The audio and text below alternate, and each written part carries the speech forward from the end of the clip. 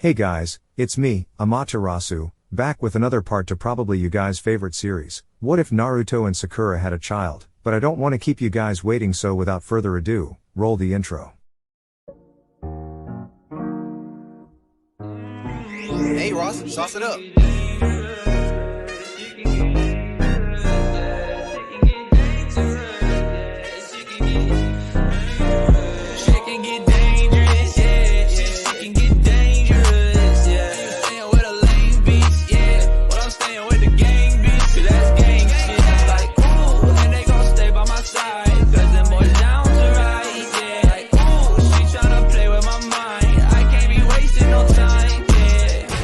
Boys, my wheels got in my bag and I got all my feels. I'm getting this paper, I'm stacking a meal. I'm with your hoe in the house on the hills. Yeah. I'ma keep it real, at the sacrifice to try to get my bands up. Shorty wanna fuck with me, she see me on the camera. She said she in love with me, but really I can't stand her. She just want part of this life cause she see me on the ground.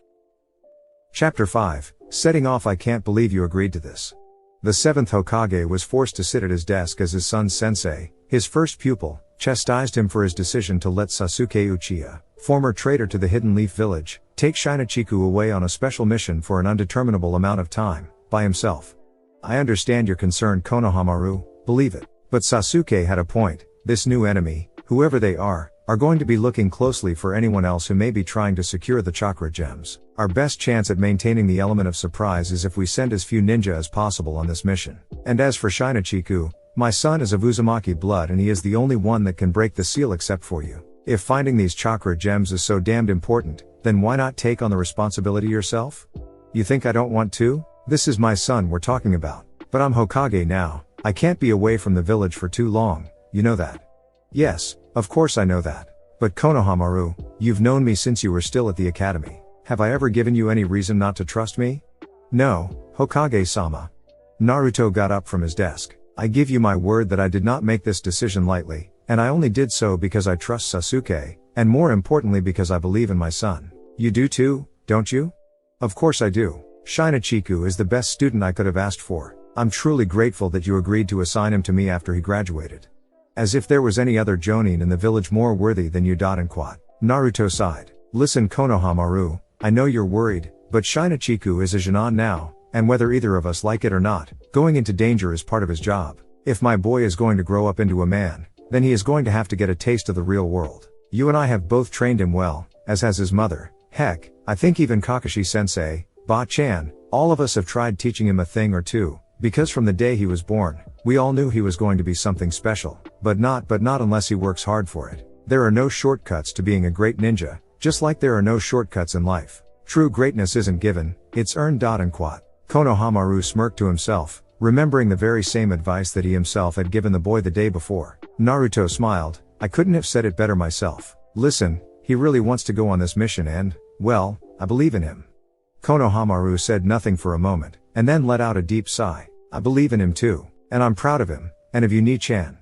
The two old friends shook hands. Thanks kid. Shinachiku and Sasuke will be leaving in a few hours in case you want to see him off. Hi, Hokage-sama. Very well, dismissed. With that, his son's sensei left the Hokage's office with more confidence in his pupil than he had before, confidence he should have never lost to begin with. He'll be alright, the jonin thought, he is smart, strong, and brave, his dad's right, he can do this. Besides, a little adventure might do him some good. Back inside the office, Naruto went back to filling out his routine paperwork and emails. His kids were growing up so fast. His son was a jonin now, about to leave on his first real mission, and his daughter was only 7, but before he knows it she too will be graduating the academy and will be given her own missions as well. After a while of endlessly boring paperwork, he found his mind drifting, thinking back to one of the happiest days of his life. That's it Sakura. Come on, you're almost there, just a little more. Push.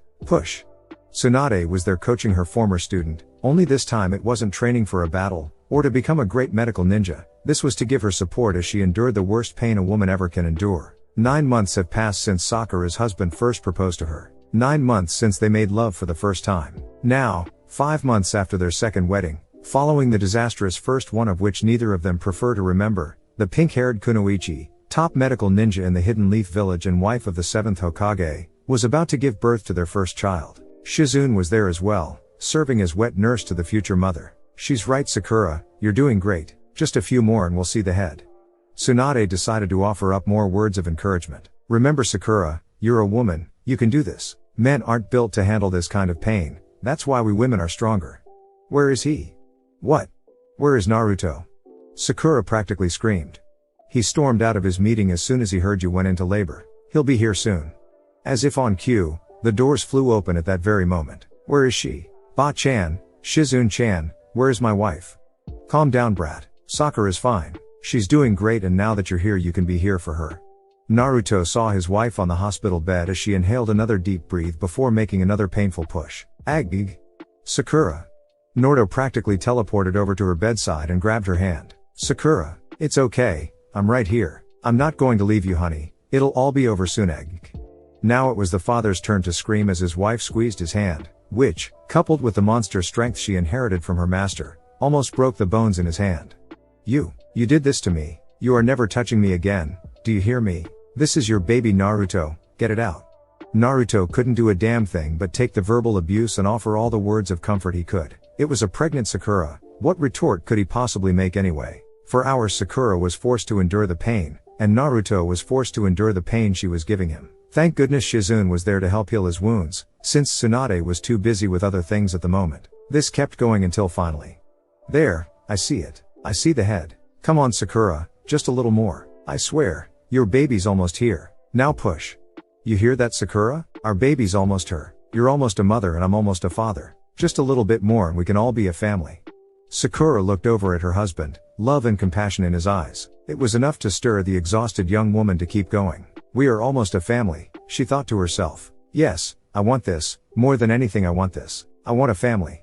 And so she pushed again, and again, and again, until, at long last. That's it, Sakura, it's almost over. One more, just one more. Ag. A loud cry echoed through the hospital room, but it was not from the mother, it was a newborn baby's cry. Shizune, hot water, now, and bring a blanket too. Yes, milady. Time seemed to stand still for the Orange Hokage. 9 months of waiting, all for this moment, the moment when he would finally be blessed with the thing he has always wanted more than anything else in the world. Shinachiku, you're here, you're really here. And quat. Naruto allowed tears of joy to fall down his face as his eyes never left the tiny, crying infant with blonde hair and green eyes. He wiped away his tears and looked up to the sky. Dad, Mom, are you seeing this? Today, your son is a father. Yes, Naruto, Tsunade said as she held the child in her arms, now wrapped in a soft red blanket as it continued to cry. You are the father to a handsome baby boy. He's beautiful, Shizune said. Shinachiku ... and quat. Naruto tried to reach out to the child as Tsunade walked past him. Hands off. Naruto pulled his hand back in confusion. Mother first, father second. Oh, K. and quat. Again, what could Naruto say? Sakura deserved to see their son first. Tsunade stood at her bedside. Sakura? The woman was so exhausted that she thought she might pass out, but her master's voice immediately caught her attention. There is someone here who wants to meet you. The slug Sanin put the crying bundle in the mother's arms. There was no use stopping the tears of joy from falling. Shinachiku, at last we meet. My name is Sakura, I'm your mother. She felt a hand on her shoulder as her husband leaned in next to her. And my name is Naruto, I'm your father. The boy's crying seemed to calm down as he just started cooing and giggling, making the parents both smile with pride. Sakura, Naruto started, I'm so proud of you. You've made me the luckiest man in the world today. I love you so much. I love you too, Naruto. And quat. With that, both parents shared a soft yet passionate kiss, little Shinachiku still in his mother's arms. Naruto smiled warmly as he thought back to that day. It was hard to imagine that it had been 12 years already. It felt like just yesterday he was taking his son to the academy for the first time, then after school giving him private lessons about everything he had learned during his youth. And now he was about to let him go to see the real world for the first time. He had yet another flashback, this time to a conversation he had with his wife last night. Naruto and Sakura were getting ready for bed. After Sasuke's visit they decided to help themselves to a drink. They both felt they needed it. And so Naruto went down to the basement level and scanned through the wine cellar. He picked out a bottle of Chardonnay, 7 years old, lucky number, and a good year to boot. The parents toasted themselves to their son's pending adventure. It was too late to do much now, but tomorrow night they would give their son a proper farewell, a night of family fun before his big trip. For now though, it was time to get some rest. Hey Naruto? Sakura asked after she changed into her pajamas. Yeah? What is it, Sakura? About Shinachiku, did we do the right thing? I think so. Did you see the look on his face? This means a lot to him. He's never been on a mission like this before. What if he runs into a rogue ninja? Or a wild animal? Or this new enemy Sasuke talked about, whoever they are? Or Sakura, he's a big boy now. He knows what he's doing. He's smart, strong, we've both taught him everything we know. And after his speech today, he convinced me, he can do this. Sakura felt better now. How is it that you can always guess the right thing to say to make me feel better? It's just a part of being a good husband, I guess. It's funny. What is? When I told my parents about our mission to the land of waves, my mom nagged and worried about me all night. I was afraid that she wouldn't let me go at all. I was an ungrateful brat back then. I thought she was just being annoying, worrying about everything I did and second guessing me every chance she got. Well, now look at me. I'm a mom myself and I'm second guessing my own son. It's only now that I understand that she was just doing that because she loved me. I guess it's pretty silly to finally realize something so obvious so late in life, huh? No, it's not silly at all. Sometimes it's only years later, when we are on our own and living our own lives, that we realize how much like our parents we really are. Look at me, I just lived my life as myself, hyperactive, eager, short-tempered, compassionate. I didn't know until I was 16 how much of that I got from my own mom. So what's the plan for tomorrow? Well, first thing I'll need to do is clear this mission with the elders, then I'll have to tell Konohamaru that his student is going on a potential A-rank mission without him. Not looking forward to that. Usual paperwork from there. Shinachiku will need to pack his stuff for his trip. I figured that after work we can have a nice dinner. After that, Naruto thought for a moment. After that we'll just see where it goes. We could all go swim in the pool, use the hot tub, play a few games, watch a movie in the entertainment room, use the hot spring, whatever sounds fun. Sakura smiled warmly. Okay, we'll just let the day play itself out then. I could pick up some steaks and fish for dinner, and we can pull the rest from the pantry. Yum, sounds good. Say, do we have any desserts in stock? Ice cream, cake, pies? You don't keep desserts in the pantry, idiot. Especially not ice cream, it'll melt. Oh yeah. Sakura sighed. How can a full-grown man with so much wisdom still be that same knuckle-headed kid at the same time? Well, it's that knucklehead who you fell in love with, isn't he? Yeah, he is. And quat. Sakura kissed her husband. Come on, finish getting ready for bed. Naruto got up from the bed and took his shirt off, causing his wife to blush. Nearly 12 years of marriage and even now, getting a glimpse of his bare chest, ripped as if it was carved out of marble, could still get her excited. The blonde noticed her flustered expression and smirked. What, see something you like? Oh yeah, and quat. Her eyes were slightly glossed over and a slight bit of drool dripped from her mouth. Naruto kept changing until he was clad only in his boxers, Sakura staring at him the entire time. No, this just won't do, Naruto said with bedroom eyes. It's not fair that my wife should get to stare at me in my underwear, yet I can't see her in hers. Sakura caught onto his little game and gave one of her foxy looks that would always drive him wild. Who says I'm wearing any? Naruto didn't need any further invitation and immediately made a few hand signs. Silencing jutsu. An invisible shield surrounded their master bedroom, that way the kids would get plenty of sleep tonight. The two lovers learned their lesson after that embarrassing mistake they made that magical night. Naruto walked over to his wife and claimed her lips with his own. Within moments the two were in a heated makeout session. Slight lemon warning. Naruto slowly started to kiss on Sakura's neck, eliciting Sakura to give out quiet moans of pleasure. He then started to make a trail down her creamy body, ending up above her chest. He then pulled up her shirt and undid her rosy pink bra, allowing her soft perky breasts to be free in all their glory. He then started sucking her rosy pink nipple, eliciting more quiet moans of pleasure from her. God, you're beautiful, he said. Even after delivering 2 children into this world, your body still looks perfect. Sakura gave him a shy smile. Thank you, honey. It's not like you look any worse yourself. He smiled. He then started to massage Sakura's soft breast with his right hand as his left hand made its way down her fit body, ending up above her core, that was slowly starting to become more wet by the moment. His fingers slowly started to rub up and down against her core, making her moan into the heated kiss that they were locked into. Then he stopped, making Sakura pout. Naruto started to back up until his face was level with Sakura's core. He slowly started taking off her panties, leaving a string of juices connected from her core to her panties. He then proceeded to lick all of the juices that were leaking from Sakura, lemon end. Naruto grinned like an idiot at the memory of last night. Yep. He thought to himself, I really am the luckiest man in the world. Screw it, he said. I've got an evening to plan with my family, so let's get all this paperwork over with. Shadow clone jutsu. 3 clones of the orange-clad ninja appeared. You guys know what to do, so let's get to work. At the Uzumaki house, or mansion, really, Shinachiku was packing his scrolls with all the gear he thought he would need for his first big mission. He was probably overpacking, but he figured it was better to be overprepared than underprepared. After putting away several things in his backpack, he went over a checklist he made up. Okay, plenty of kunai check, shuriken check, katana check, nunchucks check, bow staff check, twin sai check, weighted training cloths check, food pills check, food rations check, wallet check, laptop with headphones and charger check, spare scrolls check, journal and pen check. Well, I guess that's everything. Seal. All of Shinachiku's gear was packed up into the scrolls for easy transport. Oh wait, I almost forget. The boy went over to his bookshelf and picked out a single novel from his collection, The Tale of Naruto. It was his father's book, which he had read at least 20 times cover to cover and still never got sick of it. Growing up, Shinachiku and his friends could never resist asking his dad to tell them about his adventures, his friends always finding his story the most interesting out of all the adults they interacted with. While Naruto was always happy to indulge them, it got to the point that he wished he could just share it with everyone. Then Naruto remembered Master Jiraiya's first novel, The Tale of the Utterly Gutsy Ninja, and how autobiographical it seemed to him. Hell, his father named him after the main character in that book. When Naruto told his friends that he was going to be writing the book, he spoke to all of them about it first, as he wanted to remain as truthful as possible, meaning that he had to ask a lot of people's permission first. Virtually all of them did, with the expectation that it would be essentially just an autobiography. Instead, what he had published was an absolute opus, an epic chronicling the journey of a young boy nobody wanted and all feared, into the most respected ninja of his generation and a true hero.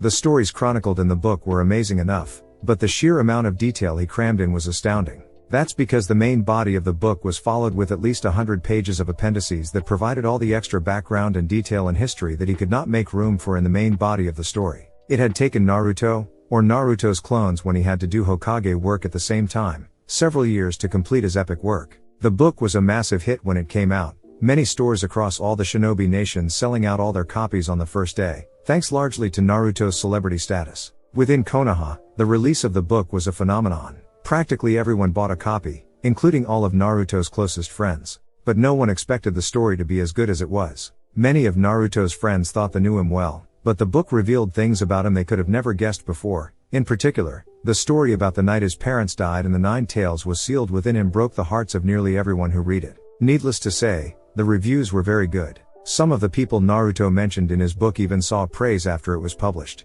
Many of Naruto's friends commended for their own heroic deeds that Naruto had crossed paths with. The love story between him and his wife was praised for its maturity and development from rocky beginnings into a bond stronger than words can ever describe. On the other hand, other people were not so lucky, such as Sasuke who, despite Naruto's promise and best efforts to create as much sympathy for him as possible, nevertheless received a lot of backlash for many of his past actions. Shinachiku grabbed his copy and put it in a small scroll. No way that I'm leaving without this. Oni-chan? Shinachiku looked up to see his little sister standing in his doorway. Oh hi Hanami, is something wrong? No, it's just what? Well, I don't know how long you and Uncle Sasuke are going to be gone. What if you don't come back? What if I never see you again? What if you die out there? Or Hanami couldn't go on any further as she broke into tears at the thought of losing her big brother. Shinachiku didn't hesitate to dash over to her and wrap her in a warm hug. Hey, don't cry, I'll be fine. I don't know what I'd do without you, Oni-chan. You'll never lose me, I promise that I'll come back to you. Hanami still couldn't stop crying. Well, Shinachiku thought, there's still one thing that never fails. And so, the young Uzumaki boy, with his sister still in his arms, started to sing. Listen, baby, ain't no mountain high, ain't no valley low, ain't no river wide enough. Baby, if you need me, call me no matter where you are, no matter how far, just call my name, I'll be there in a hurry. You don't have to worry, 'cause baby, there ain't no mountain high enough, ain't no valley low enough, ain't no river wide enough to keep me from getting to you. Remember the day you set you free, I told you you could always count on me. From that day on I made a vow you'll be there when you want me some way, somehow, 'cause baby, there ain't no mountain high enough, ain't no valley low enough, ain't no river wide enough to keep me from getting to you. No wind, no rain, my love is alive way down in my heart, although we are miles apart. If you ever need a helping hand, I'll be there on the double as fast as I can. Don't you know that there ain't no mountain high enough, ain't no valley low enough, ain't no river wide enough to keep me from getting to you. Don't you know that there ain't no mountain high enough, ain't no valley low enough, ain't no river wide enough to keep me from getting to you. Hanami's tears stopped as she looked up at her brother with a warm smile. She returned the hug he was giving her. I love you, Oni-chan. I love you too, Imoto. Now come on, Mom and Dad should be home soon and I hear we're all going to have fun tonight. And quat. Kids, we're home. Sakura called as she and her husband walked through the door. The kids ran into the front hall to greet their parents. So, Naruto said, who's hungry? Your mother and I are barbecuing steak and fish tonight. Yay! Both kids said as their mother went into the pantry and their father fired up the outside grill. The pantry was fairly large enough to walk in and pick the items you want from the shelves. Meats, canned goods, vegetables, fruits, bread, all of it was there. Guests who came to visit their home were often jealous. Well, okay, they were jealous of their entire house, but the pantry was one of those things to be sure.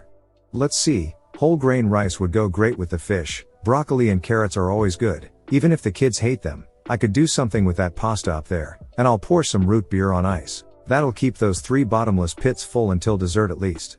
About 30 minutes later the dinner table was lined with delicious food as Sakura called the kids to dinner and Naruto brought the cooked steak and fish from the grill outside.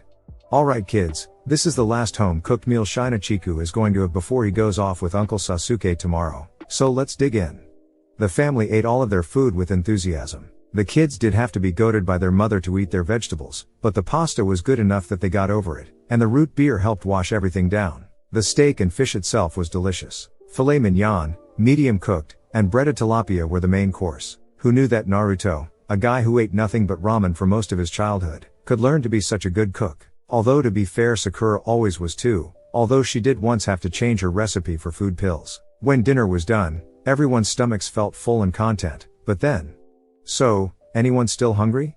Naruto asked that question to the kids and their groans implied that they were full. No? Okay then, I guess no one wants cake and ice cream tonight? No. Both kids yelled at their dad for daring to cheat them out of sweets. Naruto smiled sarcastically. That's what I thought. Sakura brought in the chocolate cake and vanilla ice cream. Of course, the kids devoured it in minutes. You'd almost forget that they had just had such a huge dinner minutes earlier. The parents both laughed at their enthusiastic eating. After dessert, Naruto turned to his son. So Shinachiku, since you're the one who going on the big trip tomorrow, why don't you decide what you'd like to do tonight? Shinachiku only thought about it for a moment. Let's get in the pool. Wait 30 minutes first. Sakura demanded. She was both a mother and a doctor after all. And quat. Shinachiku thought for a moment before an evil grin came on his face. Hey dad, how about a game of chess? No way. Not after last time. Oh come on dad, I promise I'll go easy on you. What's the matter, chicken? Did he just that's it. Okay kid, you're on. But mark my words you are not outsmarting me this time. 30 minutes later. Checkmate. Damn it, I thought you said you'd go easy on me? I did dad, it's not my fault if you lost anyway. Okay you two, calm down. I think it's been long enough now, so why don't we all get changed and get in the pool? Sakura suggested. Yay. Hanami cheered as she ran up to her room, her brother following to his own room. Minutes later the kids went outside, Shinachiku in his green swimming trunks and Hanami in her cute one-piece suit. Both kids practically dived into the pool and started playing around. Hey you two be careful. Their father has come out to check on them, dressed only in his orange swim trunks. Sorry if I took too long. And quat. Naruto turned to the source of the voice and stopped in his tracks. Coming out the back door into the garden/pool area was his wife, dressed only in her red string bikini, the bottom half hugging her thighs and her voluptuous rear end that he loved so much, and her top half emphasizing her low C-cup breasts that had finally grown in by the time she and Naruto started dating. Like Lady Tsunade, she was a late bloomer. She may be a career woman and a mother, but like her husband she was still a ninja and made sure to take good care of her body. Besides, be damned if she was just going to let Ino or Hinata outclass her so easily. Wow mommy, you look pretty, said Hanami. Yes she does. And quat. Naruto could only stare. No matter how many times he got a look at her body, clothed or unclothed, he was always in awe. Hey Romeo, you see anything you like? Sakura smirked. Yep, and if you don't mind I think I'll just help myself. And quat. Naruto stole a short but loving kiss from his wife as she wrapped her arms around him. They lost track of time for a moment until a splash of water hit them. Hey, get a room you two. Both parents separated and blushed madly at both the splashing and their son's rude comment. Oh you're gonna get it now young man. Soon the parents joined their kids in the pool, both of them splashing their son in mock retaliation. For the next half an hour at least they all played around in the water, father and son having a swimming race, mother and daughter splashing each other playfully. There was even a short game of water polo. After a while they all got out and dried off, sitting on the lounge chairs by the pool. Hey Shina-chan, Hanabi said, sing us a song please. What? But I already sang to you earlier. Yeah, but now mommy and daddy can hear it too, so please? She looked at him with the bloody sad puppy face. Damn the sad puppy face. Alright, any requests? How about Hooked on a Feeling? The boy's father suggested. No. How about Don't Stop Believing? His sister suggested. I always thought it was adorable when you sang Rockin' Robin for the Academy talent show when you were Hanabi's age. I know all the girls in your class loved it too, his mother said, Shinachiku blushing a bit at that last remark. Okay, I've got it. This is a song I found in one of the books in our library. It's about this fictional saga about a bunch of people going on a quest to get back their kingdom and treasure and a priceless gem that they lost years before to a fire-breathing dragon. And since Uncle Sasuke is sort of taking me on a treasure hunt tomorrow, I guess it's appropriate. Ooh, that sounds interesting, Sakura said. Go ahead sweetie, we're listening. Shinachiku cleared his throat and then started the song. Far over the misty mountains rise, leave us standing upon the height. What was before we see once more is our kingdom, a distant light fiery mountain beneath the moon, the words unspoken. We'll be there soon for home, a song that echoes on, and all who find us will know the tune. Some folk we never forget, some kind we never forgive, haven't seen the back of us yet. We'll fight as long as we live, all eyes on the hidden door to the lonely mountain born. We'll ride in the gathering storm until we get our long forgotten gold. We lay under the misty mountains cold in slumbers deep, and dreams of gold we must awake, our lives to make, and in the darkness a torch we hold from long ago when lanterns burned. Until this day our hearts have yearned, her fate unknown. The Arkenstone, what was stolen must be returned. We must awake and make the day to find a song for heart and soul. Some folk we never forget, some kind we never forgive, haven't seen the end of it yet. We'll fight as long as we live, all eyes on the hidden door to the lonely mountain born. We'll ride in the gathering storm till we get our long forgotten gold, far away the misty mountains cold. The family was in awe at what they had just heard. It sounded so beautiful and so epic, and yet it also served as a glaring reminder of the perilous adventure that their son was going to embark on tomorrow. Hanabi was all smiles, as usual, while Sakura had tears in her eyes every time she got to hear her son's beautiful singing voice. Naruto, however, had entirely different thoughts on his mind. Right, the Hokage thought to himself, it's time. Okay kids, it's been fun, but I think we should all start getting ready for bed. You have a big day tomorrow, Shinachiku, Sakura said with authority. Yes mom. As the four walked back into the house, Naruto put a hand on his son's shoulder. Just a second Shinachiku, there is something I want to give you. Meet me in the dojo in 5 minutes. 5 minutes later the boy, back in his regular clothes, was in the family's private training dojo where his father was already waiting for him in his regular clothes again, and in his arms was a large scroll. Son, do you know what this is? It's a scroll. Naruto's eyebrow twitched. Yes, but can you guess what it's for? The boy could only shrug his shoulders. This is a summoning contract. Someone who signs their name on it in their own blood will enter a contract with the great toads of Mount Myaboku. This will allow the signer to use the summoning jutsu to call forth any of the toads to come to their aid if they are in need. Shinachiku was getting excited now. You mean like you can summon Gamabunta and Gamakachi? Exactly. My sensei, Master Jiraiya, signed this contract a long time ago, and he later passed it to your grandfather to sign as well, and then to me when I was your age. Now, I think it's time for you to sign as well. Wow, really? The boy couldn't believe it. He was about to get his very own summons, just like his dad, mom, and even his uncle Sasuke.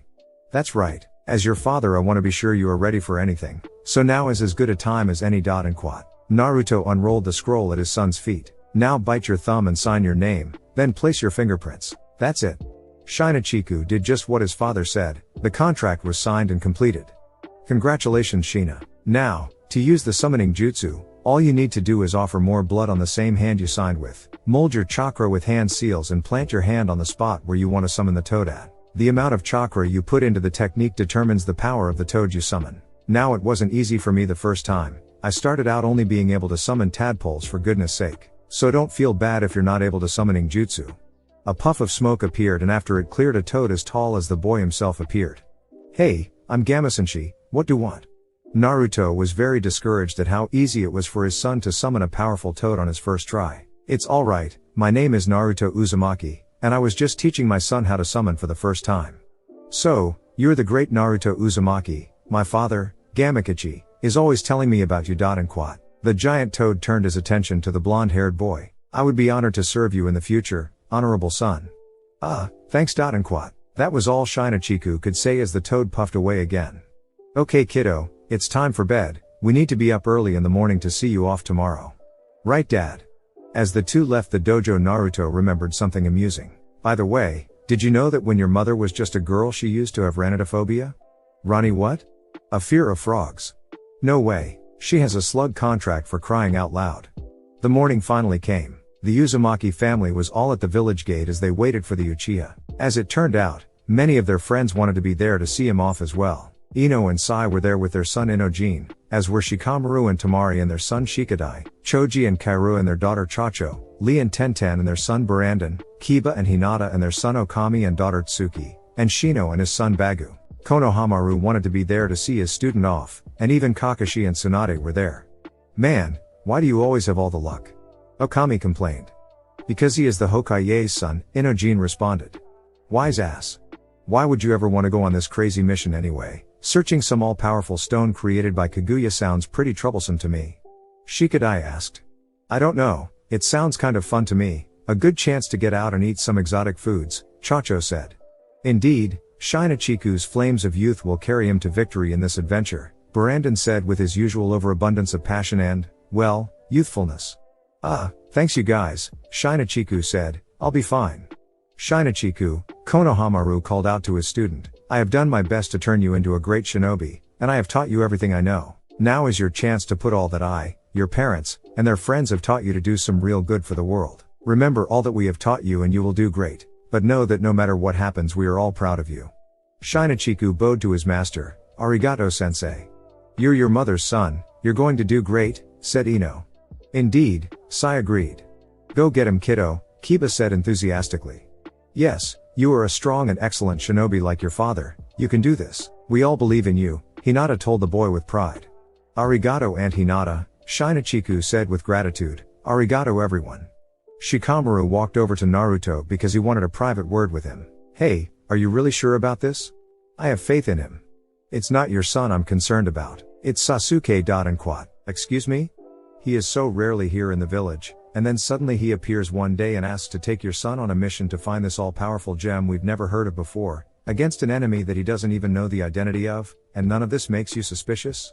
Sasuke's past is behind him. He's had years to prove himself to our village and he hasn't let me down yet. Let's hope you're right. At that point Sasuke finally arrived. Most of the group was pleased to see him, but Shikamaru could only eye him suspiciously. Morning Sasuke, Naruto said. Morning Dobi. And quat. He turned to the boy, you ready to go kid? I'm ready Uncle Sasuke, let's go get that chakra gem. Goodbye Onii-chan, Hanabi gave him a goodbye hug which her brother returned. Thanks sis, I'll be back, I promise. Your father and I are so proud of you for doing this, Sakura told her son, it feels like just yesterday that I was changing your diapers and taking you to your first day at the academy. Now look at you, you're already becoming a man. Thank you mom. Sakura couldn't fight it, she pulled her son into one last, desperate hug. It was Tsunade, her old sensei, who put her hand on her shoulder and gave her a comforting smile when she looked up at her. Sakura took that as a sign to let him go and dry the tears that were just barely starting to form. Good luck kid, I wish you the best out there, Tsunade told him. Yes, we both do, Kakashi concurred. Thanks guys. And quat. Shinachiku turned to one last person, his father. Well, I guess this is it. Yeah, it is. And quat. Naruto reached out with his bandaged prosthetic hand and put it on his son's shoulder. This is where your story begins son, but that story is whatever you make it, so make it a good one. The boy smiled with pride, I will dad. Come on, Sasuke interrupted, we need to get moving. Hi. As the two began walking out, Sasuke gave one last look at Naruto. No words were said, but Sasuke knew what the Orange Hokage was thinking. Don't worry Dobi, I'll bring him back alive. With that, the two ninjas left the village and Shinachiku Uzumaki began his very first adventure, but several feet away, a mysterious figure was hiding in the shadows watching the entire scene. When the two ninja left, he turned to a confidant that was next to him. Send word, Uchiha has taken the boy with him just as expected. It will soon be time to come out of the shadows and for our plans to at last come to fruition. Revolution is at hand, hail Taka. Chapter 6, The Missing Nin with the Mouth. Sasuke and Shinachiku have been traveling for nearly a day now, and the pair was making good time. Leaping from tree to tree, Sasuke was impressed at the boy's ability to keep up with a Jonin level leaf ninja like himself. Then again, given that this boy has been trained by Naruto, Sakura, Konohamaru, and some spare lessons here and there from many of their friends, maybe it wasn't a surprise. Actually, Sasuke thought to himself, this kid really has the makings of something special. He has an abnormally large chakra reserve like his dad, and above average chakra control like his mom. He's got his dad's power and stamina and his mom's strength and brains. Not a bad mix of genes, all things considered. Shinachiku was focused on the adult ninja in front of him as he leapt through the treetops. He still could not believe that he was here, doing a mission this important and without his sensei. I wonder what I'm going to run into out here. We still don't know much of anything about this enemy, whoever they are. I may be the Hokage's son and all, but I'm still just a Jinan for God's sake. I do escort missions and recover people's lost possessions. I'm not expected to take out Jonin level missing nin all on my own. How do I know for sure that I'm ready? Shinachiku. The boy's self-doubting thoughts were interrupted at the sound of Sasuke's voice. Stay focused, kid, you're falling behind. Gomen, Sasuke sensei. And don't call me that either. I'm your supervisor for this mission and your godfather. I'm not your teacher. You have enough of those back home already. Shinachiku hung his head. Gomen. After another couple of hours of running, Sasuke could sense that the boy was becoming fatigued. He noticed that it was becoming dark out, so he figured that now was as good a time as any to take a rest for the day. Hey kid, there's a small village nearby with an inn where we can stay for the night. We'll rest up then head back out tomorrow morning. Hi, Uncle Sasuke. They made it to the village within 15 minutes. It was a very small, humble kind of place that traders and the like visit, or tourists or other ninja traveling from one hidden village to the next. The inn that they were staying at reflected this. It was small, homely, offered comfortable enough living space for a limited number of people, and even served complimentary breakfast. Sasuke took it upon himself to check both of them in. Excuse me, ma'am? The innkeeper, an elderly woman seemingly in her late 50s to mid 60s, turned around from where she was working to address her customer. Yes, how can I help you? I'd like a room for two please, overnight stay only. The woman noticed Shinachiku standing next to him. Is that boy there your son? What? No, he's not. Well, technically he's my godson, but we're on a mission from our village and we just need to catch some rest for the night. Oh, alright then sir, we get shinobi passing by here on business a lot. And quad. The woman got out her register to ring them up. Can I have your name please? Sasuke Uchiha. The woman looked up at her guest once again in shock. Wait, Sasuke Uchiha? The Sasuke Uchiha? I've heard of you. Oh terrific. Sasuke thought to himself in annoyance. Just what I fucking need, yet another damned annoying fangirl, an elderly one no less.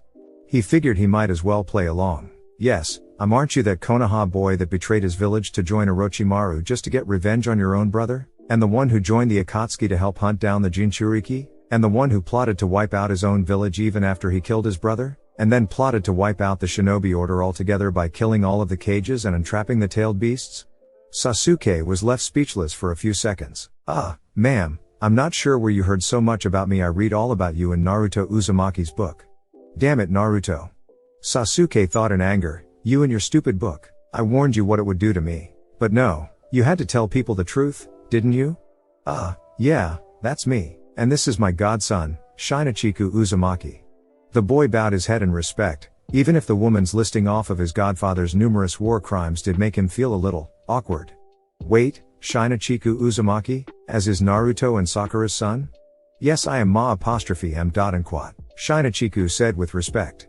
Well, why didn't you say so? For the Hokage's son, I'd be happy to give you any room in the inn, on the house. Sasuke was stunned, and a little bit discouraged. Oh, okay then. What the hell? I say my name and I'm treated like trash, despite everything I've done to make amends since then. Meanwhile, this kid who's never been on a real mission before gets treated like a prince. After they settled inside their room, Shinachiku was unpacking for the night as a question popped into his head. Hey Uncle Sasuke? Yeah, what? How is it that you ever became a jonin? You defected from the village when you were a boy and didn't get reformed until after the war. I had to take the chunin exams and get recommendations for jonin appointment, same as everyone else. Yeah, but weren't you a bit, old to be taking the chunin exams by the time the war ended? Sasuke frowned at him rudely. It couldn't be helped. Like you said, I deserted the village and after that I needed to rebuild my reputation from the ground up. Kakashi and your dad had to fight to get me pardoned and keep me from serving a jail sentence for the rest of my life and for me to get my ninja status reinstated. There was no way they were going to get me an undeserved promotion as well. But, my dad, your dad was a proven war hero who had worked long and hard to earn the love of his village and the entire shinobi world. I was a traitor and a criminal who committed countless war crimes and then had a heel face turn right as the war started, and then tried to bring the entire shinobi order down again. Yeah. Anyway, the point is that your dad had earned his promotion that day. It was soon after the war, and Naruto, Sakura and Kakashi were called into Tsunade's office. Tsunade was sitting at her desk with Shizune standing at her side, Tauntaun in her arms. "Thank you all for coming. I brought you here because I have an important announcement to make, and I wanted the three of you to be the first to hear it. And quote." She paused for a moment before continuing. "As you know, I have done my best to serve this village as its leader ever since Naruto here helped show me the meaning of being Hokage." Tsunade gave a smiling glance at Naruto, causing the blonde to blush. He couldn't see it, but Sakura was smiling at him too. "I have seen a lot of things in my life. I've lived through 2 wars, seen many of my loved ones die, and even though I don't look it, I feel like this job has aged me even more than I already was." And quote. Everyone was about to object, particularly Sakura. "Don't start, you all know it's true. Anyway, all of those experiences really make one think about life and about the future. Therefore, I have come to a decision. And quote. Tsunade paused again. "I have decided to retire as Hokage of the Hidden Leaf Village." This earned gasps from everyone in the room. "Lady Tsunade, you can't. This village needs you." "Sakura, the times are changing. We've done our best to guide the new generation to prominence, and the time is upon us when that generation will replace us completely. So who's gonna take your place?" Naruto asked with nervous hope in his eyes. "After careful consideration, I've decided that Kakashi will be taking my place." Everyone let out a gasp in surprise and their heads all snapped towards the stunned masked Jonin. "Me?" Kakashi's one visible eye was practically bugging out of its socket. He couldn't believe this. Even worse, he was feeling really bad for his student. "Yes, Kakashi, you have good skills in politics, and your reputation is well known around the shinobi world, not to mention you're one of the strongest Jonin this village has to offer." Tsunade had to frown at what she was about to say next. She turned to the orange-clad boy standing before her. "Naruto, I know you must be disappointed, and believe me, if I could recommend you as my successor, I would, but the truth is that you still need to improve your political skills before you can be Hokage. You've proven yourself a hero and a warrior, but you still need to show us you're a leader." Everyone turned to Naruto, who for a moment had a flash of disappointment in his eyes, but then he got a massive grin on his face. "Don't worry about it, Ba-chan, I understand. Congratulations, Kakashi-sensei." Naruto smiled and bowed to his teacher. "Wow, he's taking this very well." Kakashi thought as he looked at his student. Of course, he always has been an expert at hiding behind a mask. Naruto. Sakura felt bad, really bad for her friend. All his life he has wanted to become Hokage. He has trained for years to reach this moment, only to have it shot down again. She could read the boy like a book. She knew when he was lying. She knew he hid his pain behind a mask. Hell, she was the cause of some of that pain. She felt even worse about that part. "Naruto, it's okay to be upset. Lady Tsunade is only doing what she feels is best for the village. It's nothing personal." "It's okay, Sakura, really. I was disappointed at first, but Ba-chan's right. Despite everything I've been through, I still have a lot to learn. I know I'm strong, but I've never led anyone before. Sakura, you, Sasuke and all of our friends might have my back and believe in me, but that doesn't mean that if I start giving you guys orders you'll trust me enough to do what I say." "What? Of course I would. Naruto, I trust you with my life." Naruto was taken aback at what Sakura had just said. The pretty young girl with pink hair who was there on their first date together as Team 7 would never have said that. Sakura, herself, seemed embarrassed. She didn't even know why she had said that. Thus, she blushed. I mean, it's just, well, you know what I mean, right?" "Yeah, sure thing, Sakura, we're friends." Sakura didn't realize she was frowning. "Yeah, best friends."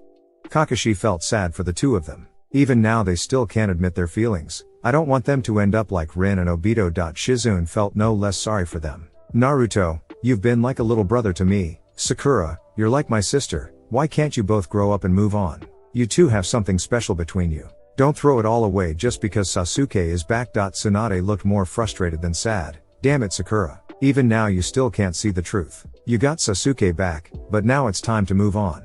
You were my best student, but when are you going to wake up and admit that you and Naruto are perfect for each other? And Naruto, when are you going to wake up and see that she's changing? Stop holding on to the past."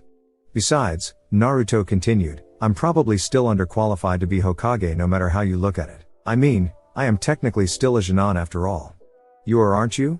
Tsunade asked sarcastically. "It's easy to forget that after all you've done and been through. And quote. Tsunade smiled. "Well, since you've brought it up already, Naruto, could you please get on one knee?" "Excuse me?" "You heard me, brat, get on one knee right now." Naruto awkwardly, and in a bit of fear, did as Tsunade asked. "Okay, this is weird." Tsunade got up from her desk and walked up to the boy. Naruto Uzumaki, for your heroic actions in war and in protection of this village, for your role in fending off the invasion from Orochimaru and Tsunagakure, to helping me to see the light and accept my role as the 5th Hokage, to helping to defeat the machinations of the Akatsuki, to single-handedly saving this entire village from pain, to becoming the most praised hero of the 4th Shinobi World War, and most recently for reforming the former traitor Sasuke Uchiha. The United Shinobi Forces have all decided to forego the exams and officially promote you to the rank of Chunin. What? Naruto shouted in the most over-the-top way possible. What?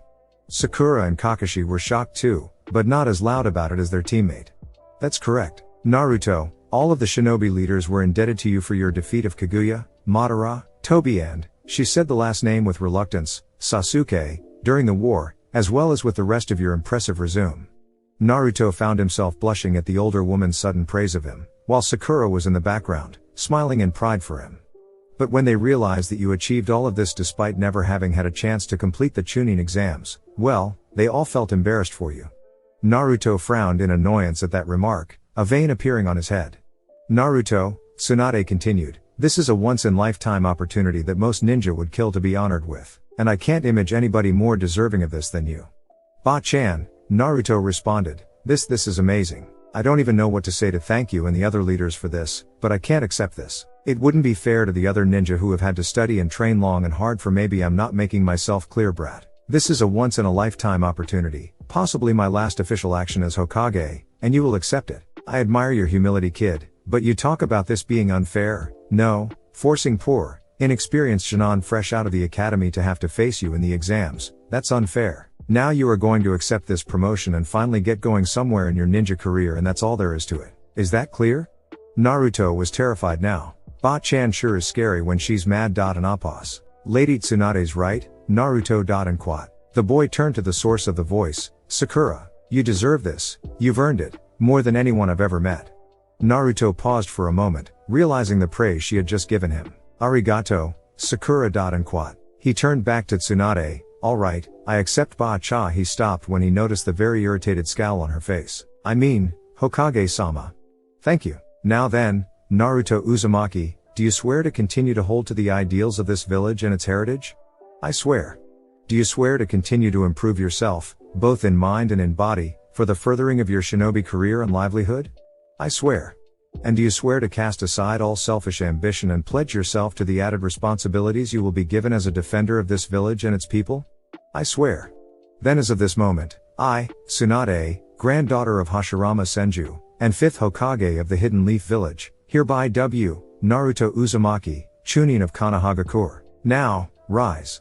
Naruto Uzumaki got back up on his feet, a sudden flaring of pride coursing through his body. A smile graced his face because of it. Thank you so much. The old woman smiled in pride as tears welled up in her eyes. You're very welcome, kid. And quat. After that, she pulled the boy into a bone-crushing hug, nearly suffocating him as she drowned his face in her colossal cleavage. Ba-chan, air. Tsunade let him go at his request. Shizune, could you get Naruto a flak jacket please? Shizune smiled as she set Tonton down and grabbed a flak jacket that she had brought in with her in preparation for this moment. Naruto, take off your jacket please. The boy unzipped the top portion of his signature orange jumpsuit and removed it, leaving him in his black shirt that helped show off his teenage physique. Sakura didn't even realize that she had a slight blush from seeing this. Shizune put the green flak jacket on him. Wow, Naruto said, admiring himself. Thanks, Shizune. He turned around as looked at his former sensei and teammate. Hey Sakura, are you okay? The pink-haired Kunoichi had tears of joy in her eyes. She felt so proud for her friend. She had been there with him every step of the way on his journey. To be there to finally see him take such a big step towards his goal, she didn't know what came over her, but she enveloped Naruto in a huge hug. I'm so proud of you, Naruto. You're one step closer to your dream, Sakura exclaimed, crying. Naruto was stunned to say the least, but he felt compelled to embrace her back. Still, he felt guilty about this because of one glaring elephant in the room that was on his mind. Sasuke, he let go of her, to her surprise. Thank you, Sakura. I'll see you at Sasuke's trial tomorrow. As he said this, he put his left hand on her shoulder, his only remaining hand after what had happened between him and Sasuke at the Valley of the End. For Sakura, Naruto's missing arm was a constant reminder of all the sacrifices that he went through to keep his promise to her to bring Sasuke home. She was overcome with guilt and regret every time she saw it. With that, the boy left Tsunade's office, soon to be Kakashi's office, and returned to his apartment. You know, Sakura thought to herself, that jacket and those orange pants, that's not a bad look for him. Wait, why am I thinking about that? Wait a minute, Uncle Sasuke ... and quat. Shinachiku interrupted, how do you know exactly what happened if you weren't in the room when my dad became a chunin? Well, because your parents told me about it later. That, or it's because the author didn't realize he chose to include a flashback that the character couldn't possibly remember anything about because he wasn't actually in the flashback. Seriously dude, that's just clumsy writing. That sarcastic voice did not come from Shinachiku or Sasuke. Both of them turned to the window of their room to see a thinly framed figure looking in through the window. He wore a black and red colored outfit, more specifically red spandex overlapped with a black flak jacket and black belts and pouches holding all of his gear and weapons. His gloves were also black, save for the red fingertips. On his back he carried twin katanas. But the most striking feature about this man was his face, or rather, his lack of face. It was covered with a mask similar to Kakashi's except that it was red in color and covered up his entire head save for a strip across the front that exposed his eye area, stretching across the nose area so it could cover both eyes at once. Sasuke and Shinachiku were quick to take defensive positions. Who are you? Why are you here? Sasuke demanded. Well, to answer both of your questions, I am known as Randamu, and I am a missing nin from, well, actually I don't remember what village I'm from. But as for why I'm here, it's for the same reason the two of you are, because the writer of this fanfic wanted me here, duh. Both shinobi dropped their guard in confusion. Huh? Writer? Fanf, what are you talking about? Oh sorry, I forgot that neither of you have seen the light yet. You see, I just so happen to be one of those extremely rare and, might I add, ruggedly handsome individuals who has been blessed with the ability to see the truth, that secret reality of how the universe works that everyone else is delightfully oblivious to. I can see beyond ... and quat. Suddenly there was a drum roll that came from absolutely nowhere, the fourth wall. Dumb. Neither of the two leaf ninja could say anything after the big speech that the weirdo before them had made to them. Yeah, where did that music come from? Sasuke asked. And why are you wearing a mask? Shinachiku asked. It's called Hammerspace douchebag, look it up. And as for my mask, it's so no one runs in terror at the sight of my horribly disfigured face. But I thought you just said you were handsome? Did I? Whatever. Okay, enough. Sasuke had had his fill of this bullshit. What do you want with us? Well, the truth is that I'm here to capture the boy and collect the bounty that's on his head. What? Shinachiku immediately unwrapped his weapon scroll, releasing his katana from it. What bounty? I'm just a kid and this is my first mission. Yeah, but you're also the kid who has the bloodline that can unlock the seal guarding one of the chakra gems. And quat. Randamu unsheathed his own katanas and got into a battle pose. And my employers want that stone, so they want you alive, so they placed a bounty for others to claim if they bring you to them alive. And quat. The masked man suddenly turned his head as if he were talking to somebody else. Did you get all of that, readers? 'Cause I ain't repeating it? Who hired you? Sasuke demanded loudly. Randamu turned to face him, and even though he was wearing a mask, Sasuke could still tell that the guy was smirking sarcastically and had his eyebrow risen. I think that you already know the answer to that question, don't you, Sasuke Uchiha? Sasuke only stared at the masked man before him with an angry, yet contemplative expression. The whack job in the red and black suit turned back to his target. Oh kid, I almost forgot to ask, after my employers finish doing whatever undoubtedly horrible things they are planning to do to you, do you think you could convince your dad to autograph my copy of his book? I've got the hardcover limited collector's edition with color illustrations. Oh, and also, can you set me up on a dinner date with your mom? A piece of ass like that is worthy of getting porked by this awesome piece of manliness any day of the week. He even went so far as to thrust his own crotch outward in an obscene manner at that last part. Shinachiku was furious. You've got 10 seconds to get the hell out of here before I cut your damn head off, you perverted asshole. Go ahead, it'll just grow back. But you know what, maybe you're right, I suppose 12 years of marriage to a raging sex machine like your dad would ruin your mom for most guys, even guys like me. Say, is your sister at the age of consent yet? No, and don't you ever think that about my sister again, pedophile. Hey, I resent that. I asked you if she was of age first, right? I may be a pervert, but I'm not that big a pervert. Uncle Sasuke, the boy called out to his godfather, can I please kill this wacko?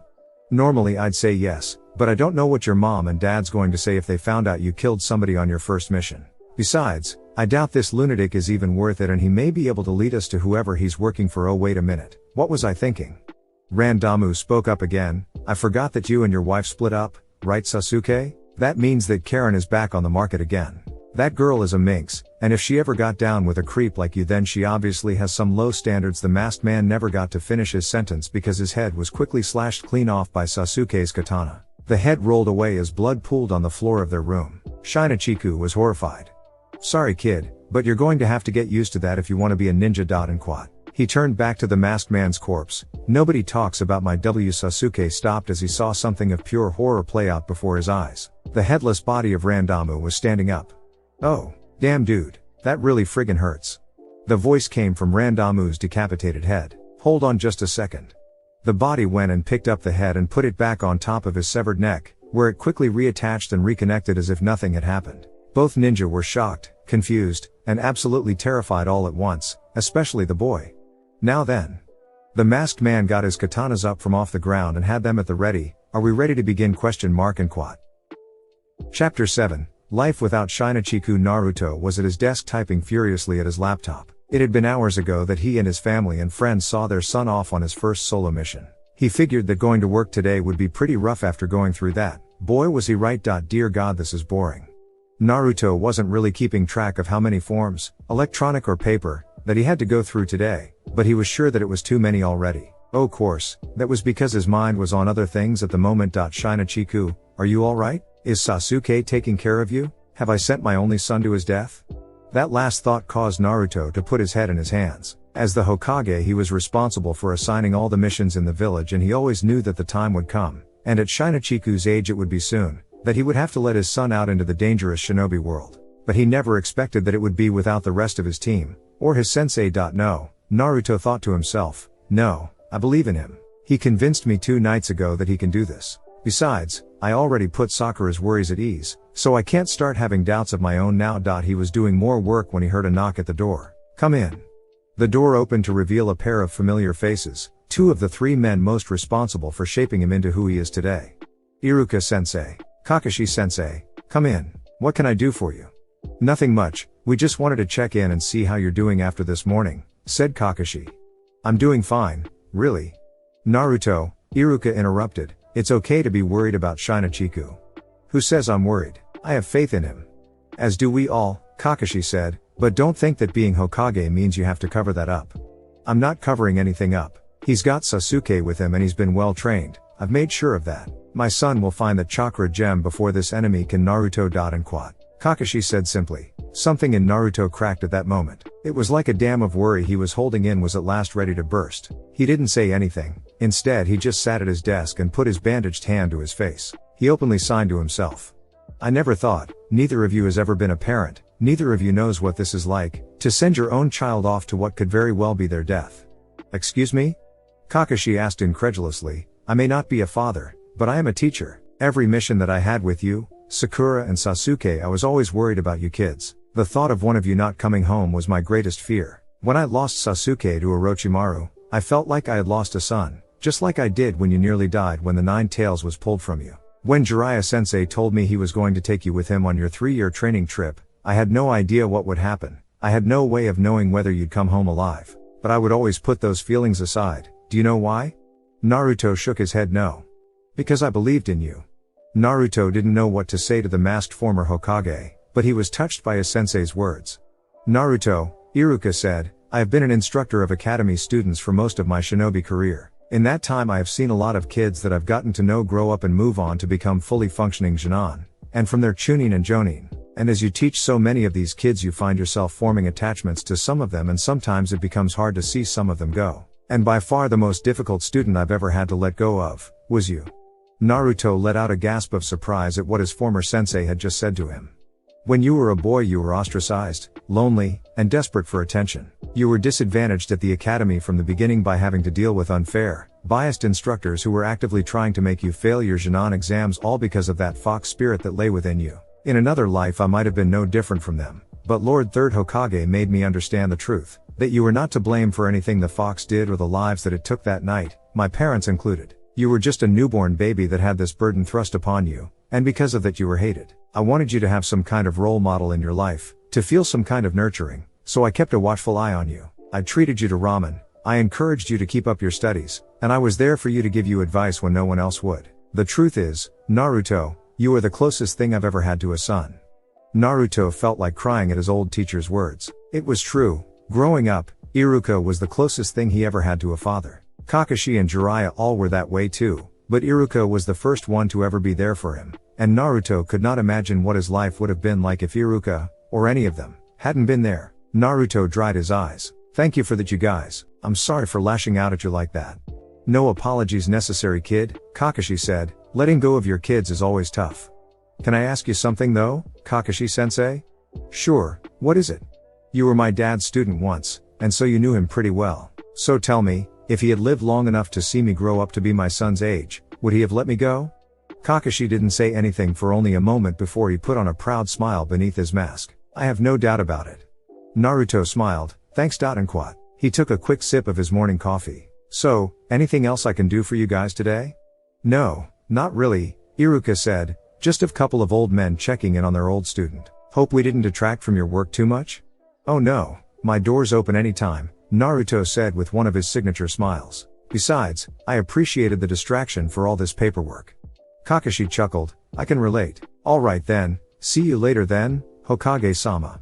With that, both men exited Naruto's office. The orange Hokage let out an annoyed sigh as he went back to his paperwork. 5 minutes later, he heard another knock at the door. Who is it this time?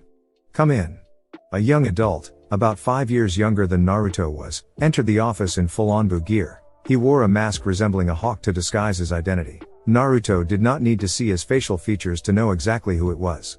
Report Captain Odaku. Hi, Hokage-sama. The Anbu said, removing his mask. The shinobi had a youthful, yet rugged face that looked like it had seen plenty of action in his time. The man had dark brown hair, brown eyes, and fairly fit muscles. He also had 2 scars on his right cheek, a souvenir from a previous battle. We have recovered the data you asked for, Hokage-sama. Odaku pulled out a scroll and placed it on his leader's desk. Did you have trouble retrieving it? No sir, I've never let you down before, and I'm not about to start now, my lord. Naruto grinned, well, after Sai you are my top Anbu agent. And it has been an honor serving you, Naruto-sama. Thank you Odaku, I can take it from here. Dismissed. The Anbu captain bowed to his leader, and replaced his mask before leaving his office. Naruto was left staring at the scroll that was placed in front of him. For 12 years he has been looking for an answer, and this scroll might finally hold the answer he seeks. He could still remember that day even now, from the day both he and his wife both tried to forget. Konoha's strict correctional facility, formerly known as the Special Ninja Felony Prison, the most high-security prison in the village. It was the place where the worst of the village's criminals, including murderers and missing nin, worked off their debts to society. Criminals such as the brothers Fujin and Raijin, and even Mizuki, the first enemy that Naruto ever fought and defeated, have all served time as this place. Even Sasuke Uchiha would most likely have spent the rest of his life there, had Kakashi and Naruto not both stuck their necks out for him. Naruto and Sakura were walking to the prison now. It was the place where the assassin who tried to kill them both during their own wedding was currently being held. Right now he was being held there for interrogation, but Naruto had given orders not to begin until he got there. Sakura insisted on going with him.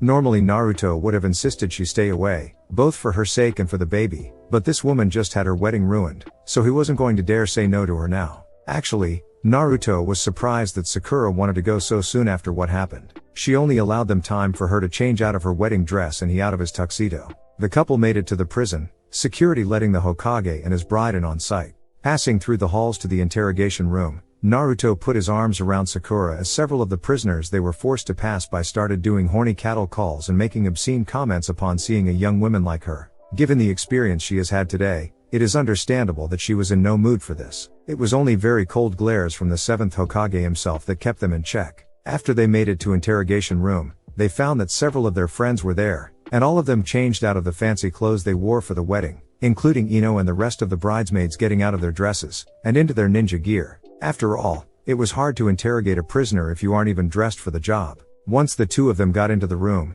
they knew that it was time to get this thing started. Ino stormed into the interrogation room where the prisoner was forced to sit at a cold metal table, handcuffed, with Sai and 2 Anbu guards watching his every move. One of the guards watching him was a quick up-and-comer named Odaku, whose reputation had impressed the Hokage. In the now crowded viewing room, Naruto and Sakura looked at the scene from the one-way window. Sasuke, Shikamaru, Kiba, Hinata, Shino, Choji, Lee and Tenten were all there to support their friends. Kakashi and Tsunade also chose to be there to provide support for their former students, and as former Kages themselves, the attempted assassination of the village's current leader and his bride was of significance to them. Gaara, Daru, Chojuro and Kurotsuchi were in the room as well with their bodyguards and escorts. As the current Kage, an assassination attempt on one of their peers, especially while in their presence, was considered an official piece of business, so they felt an obligation to be there at least for the interrogation. Besides, Gaara was not just going to leave his closest friend after seeing his and Sakura's big day ruined like this. They all watched, some of them drinking water or coffee, as Ino began asking questions. Who are you? I have no name.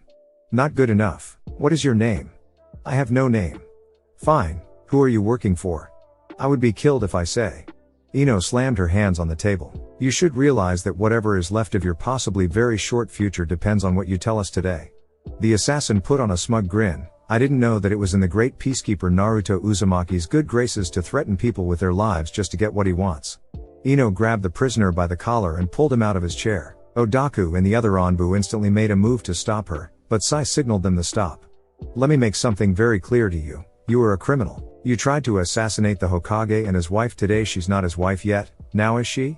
The assassin asked with a smug grin.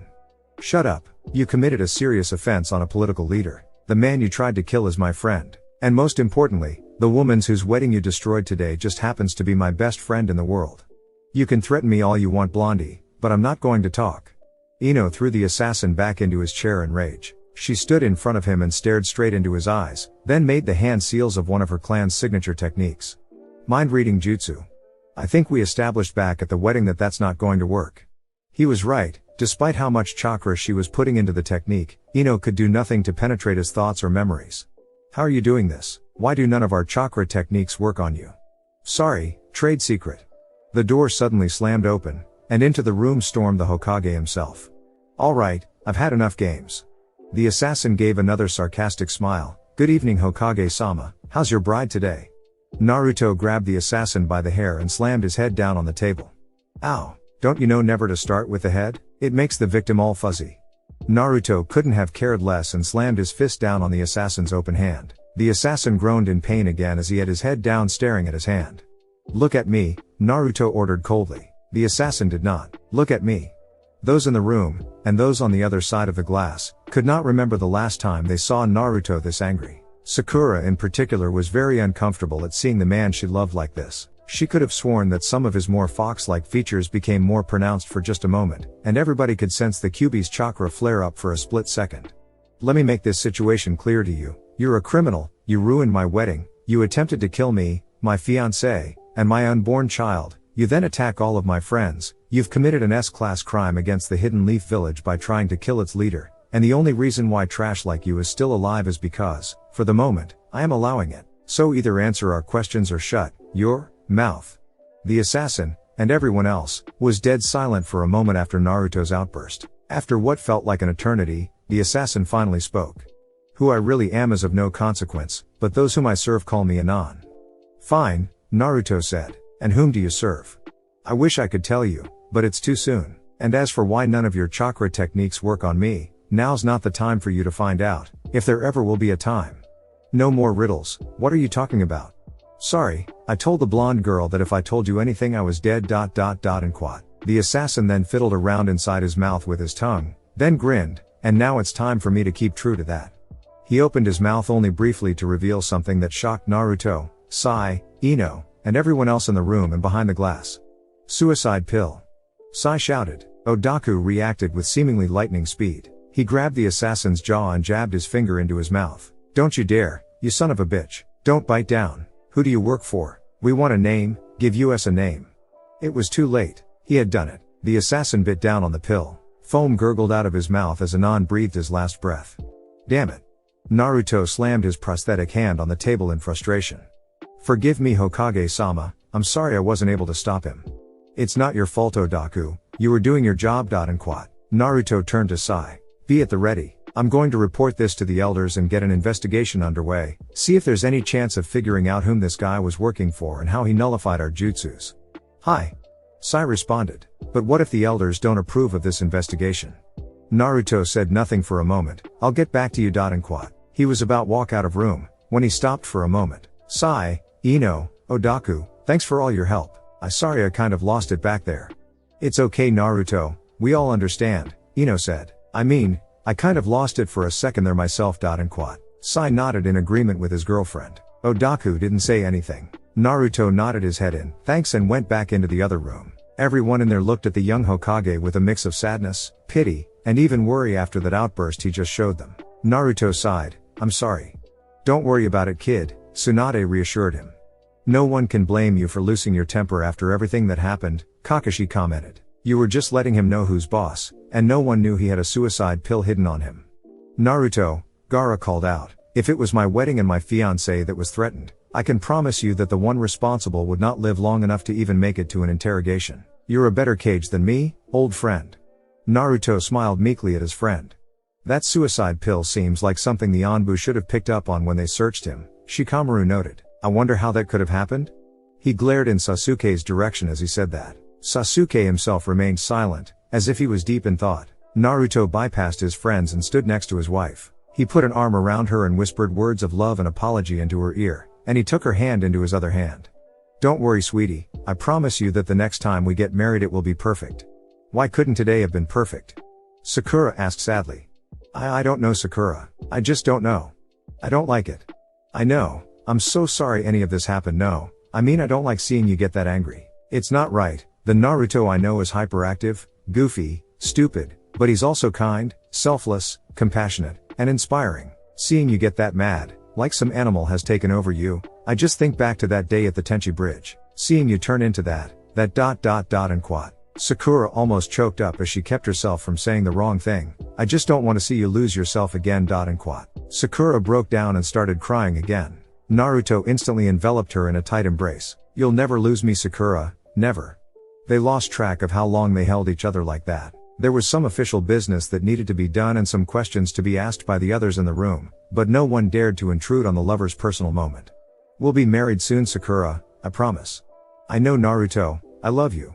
I love you too.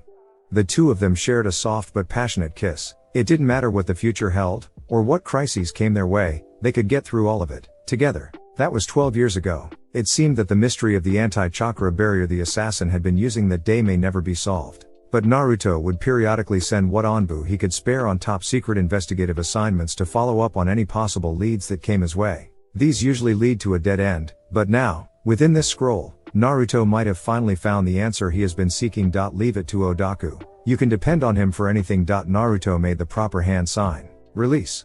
The seal on the scroll would not release. Well that's weird. And quat. He tried again, this time pouring in more of his chakra. Release. The seal on the scroll still would not release. Wow, this is just plain strange. Must be a hell of a secret if a cage level shinobi can't release it. And quat. He picked up the scroll and examined it. Who can I take this to that I can trust? Maybe Kakashi? Or Tsunade or Shizune? I wonder if Sakura is advanced enough. Naruto took another sip of coffee. Maybe it's best if I keep this with me until I figure something out? Something tells me that this shouldn't be shared with just anyone. With it he picked up the scroll and pocketed it in his jacket, zipping up the pocket after doing so. He would figure this out later. Right now he still had piles of damn paperwork that were all due before lunch. Sakura was making her rounds at the hospital. She walked down the hallways in her white lab coat over her signature red dress of the Haruno clan. The nurses all bowed and greeted her properly. The women at the hospital, particularly the younger women, all admired Sakura. How couldn't they? She was everything those other women respected both on the job and off. She was an exceptionally well-trained kunoichi, a student of both Kakashi Hatake and Lady Tsunade herself, and as a result of the latter she was now the most renowned medic nin in the entire village, possibly the most renowned in the world. She was brilliant, strong, beautiful, and she took excellent care of her body. But more than all of that, they admired her because of her family life. Despite being such a devoted career woman, she still put her family above all else. Her relationship with Naruto was the envy of all of them.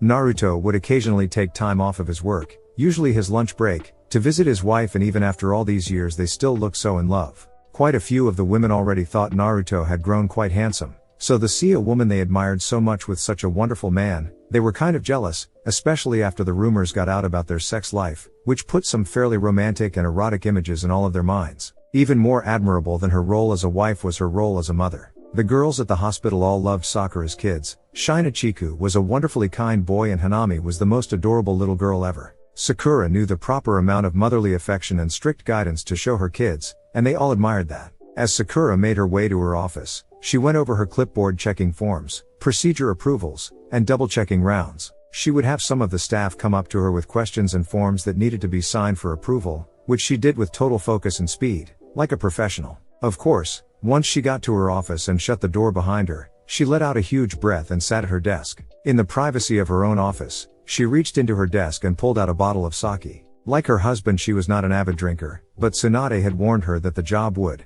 inevitably, cause her to hit the bottle more than she normally would. And today was one of those days, not because she was swamped with work, not because she had failed to save a patient, but because she had just said goodbye to her son. As she poured some sake into a shot glass and took a drink, she looked at the row of framed photos that lined her desk. These images were what kept her going throughout the day. One was from years ago, the group they all took together when she first became part of Team 7. Another photo was of just her and Naruto days after the war ended, days after they first confessed their love. A third photo was of them on their wedding day, their true wedding day. She had a special genjutsu on that day to draw less attention to her pregnancy, an admittedly easier thing to understate during their first wedding than during their second. Don't get the wrong idea, she was filled with pride whenever she saw her pregnant form back then, and their second wedding ended up not being that long after the first, but despite all of that there was some base feminine side of her that just didn't want to look like a blimp on her wedding day. In a fourth photo, the two of them were joined by their newly born son. A fifth photo was next to it. A fourth member joined their family, their newborn daughter, while their son, now 5 years old, was very excited to be a big brother. Looking at the photos, it reminded her how much time had really passed and how much her little boy had grown. It almost made her want to cry, but no, she had done enough crying. She needed to be strong and believe in her son, just like Naruto did. They were ninjas, all of them. Danger was a part of their lives and she had to accept that. Now I understand how mom must have felt whenever I left home, she thought to herself. Of course, if not for Naruto and Sasuke, I'm sure I wouldn't be here now, especially you, Naruto. And quat. She remembered long ago when Naruto saved her life from the sand. She had assumed it was Sasuke that did that, so she was surprised to learn the truth. How did it take her so long to realize how much she owed him? But her thoughts also briefly went to her other former teammate. Sasuke, please bring my son home. There was a knock on the door. Sakura quickly snapped to attention and stashed her sake back into her desk. Come in. The door opened to reveal her old teacher, her role model, Lady Tsunade. Come in, come in. The older woman, though you'd never know it with the transformation technique she uses to look as she did in her prime, closed the door behind her and approached Sakura's desk with a sympathetic smile. Hey Sakura, I just wanted to stop by and see if you were still okay. I'm fine, milady. Are you? You were pretty emotional this morning? Sakura frowned. It's just hard to say goodbye to my son, that's all sensei. Tsunade nodded. I understand. Really? We're all worried about him. I mean, I'm the one who helped deliver him, remember? I remember. Thank you for being there for me today, sensei. And quat.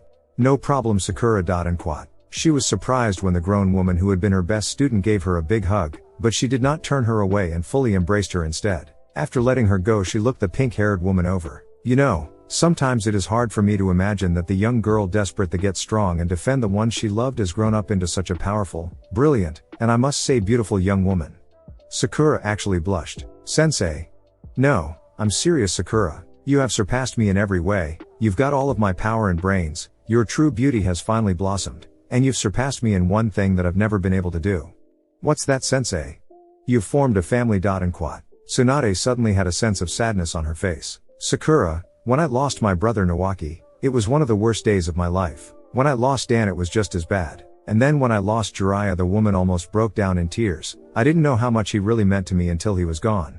And I am so proud that you've been lucky enough to find true love and happiness and start a family, something I never could do. I'm sorry, milady, I never knew. Sakura comforted her teacher. I always knew that you and Master Jiraiya were close, but I never thought. We were like you and Naruto in so many ways, Tsunade thought affectionately. We were teammates since we were kids. I was serious and studious. He was goofy and perverted, even back then. We never were together officially, but after Dan died he would make love to me to help break the tension and cure my loneliness. Wait, what? Sakura was shocked and a little bit horrified to hear this for the first time. Sensei, you had sex with Jiraiya?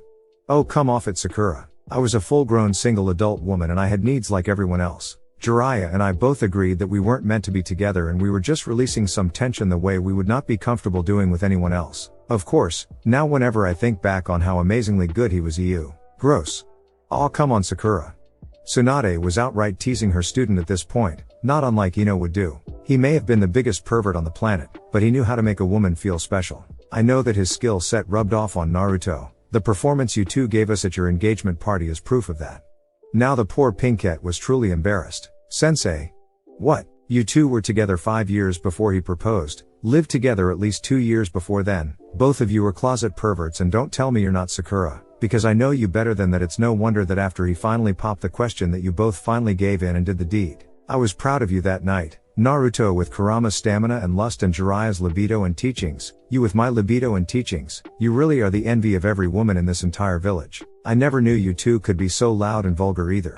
Sakura wanted to crawl under a rock and die. She was never going to live down what happened that night. But then again, she never regretted any of it. What she and Naruto shared that night was incredible. There was no other word to describe it. They went at each other with the ferocity of two animals in lust. Naruto had a fox spirit sealed inside him, and it was a fox's stamina that he showed her. And Tsunade was right, Sakura always did have an inner pervert inside her, she just never admitted it to others. After she and Naruto got together, she found herself fantasizing about him a lot, and he her. But they chose to wait, so that their first time would be special. When they got engaged, neither could take it anymore. They needed each other. It was like making love with a god. Every fantasy, every emotion, every secret desire and, yes, perversion either of them had been holding and came out that night and lasted for several hours. Besides, if not for that night, she wouldn't have been blessed with her son, and she wouldn't give up him or his sister for anything.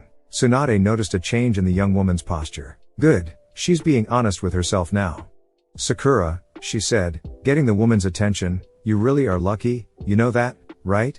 Sakura smiled, thinking about her life and her family. She then touched the gold necklace with an emerald stone that hung from her neck. Yeah, I am.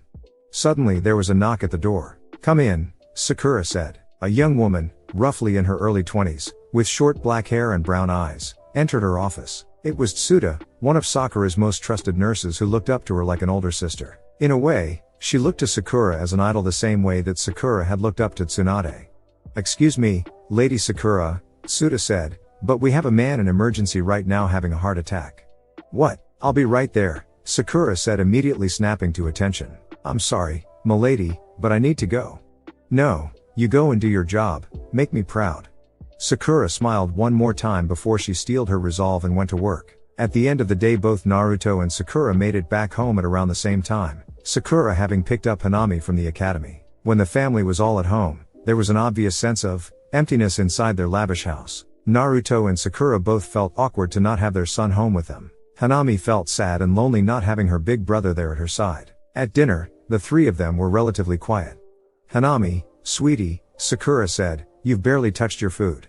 I'm not very hungry, mommy. Don't go to bed on an empty stomach, sweetie, Naruto added. Please eat your dinner. Hanami continued to eat as she was told, but she didn't look happy about it. So, Sakura started in an attempt to brighten the mood. What happened during everyone's day? Pretty typical day, Naruto said. Kakashi-sensei and Iruka-sensei came by to check up on me about Shinachiku leaving. After that it was mainly more paperwork and a few mission briefings, same old stuff. Naruto felt kind of bad keeping the whole truth from his wife. I know I should keep the scroll a secret until I figure out how to open it, but it feels wrong to keep this from her like this. Maybe I should know. No, she doesn't need me bringing up bad memories right now. Oh, okay, Sakura replied. Well, I got a visit from Tsunade-sensei today about Shinachiku also. After that I saved a man who was having a heart attack. Typical day from there. Sakura felt kind of bad for hiding anything from her husband. I know I should tell him about what I found inside that patient today, but no, he doesn't need to be burdened with bad memories right now. Okay, way to go, honey. And quat, Naruto said with pride. How about you, Hanami? How was school today? Okay, I guess. Sweetie, what's the matter? Sakura asked out of worry. Nothing. Sweetie, please, what's wrong? I just ... and quat. Hanami started crying. I just miss Shina-chan, mommy. Sakura instantly brought her daughter into a hug. Oh, it's okay, baby, mommy misses him too. And quat. Sakura couldn't help it, try tough she might, she was crying too. Naruto joined them both, wrapping his arms around his wife and daughter. There, sweetie, we all miss Shinachiku. But don't worry, your brother is going to be fine. Your uncle Sasuke is taking good care of him. I still miss him, daddy. I want him here to make me laugh, to make me feel safe, to sing songs to me. I feel so lonely without him. And quat. Sakura whispered soothing noises in her daughter's ear to try and cheer her up. We all miss him, dear, but don't worry. Soon he'll come back home and we'll all be a family again.